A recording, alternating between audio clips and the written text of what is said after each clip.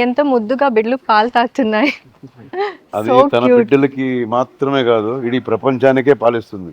మీరు రాసిన ఆ లైన్ కూడా అలాగే కదా ఉంది. మీరు అన్నట్టు తన బిడ్డలకి కాదు, మనకందరికీ నిస్వార్థంగా పంచిపెడుతుంది పాలు.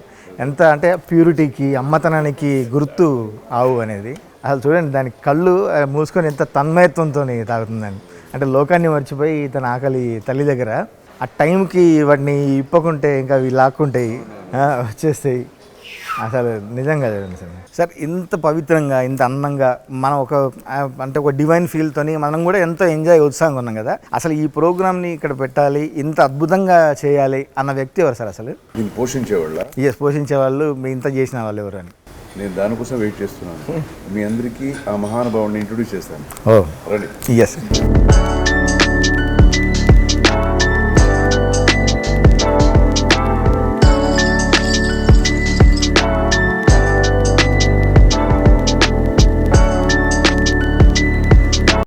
ఇప్పటివరకు మనం చూసిన సుందర గోశాల, అద్భుతమైన గోశాల, అంత శుభ్రమైన గోశాలను ఎంతో ప్రేమగా పిల్లల తీరుగా పెంచుకుంటూ ఆ గోవులను దాదాపు 400 ఎకరాలను గోశాల కోసమే అంకితం చేసి తన జీవితాన్ని వాటికి అంకితం చేసినటువంటి పెద్దలు జగపతిరావు గారు మనతో ఉన్నారు.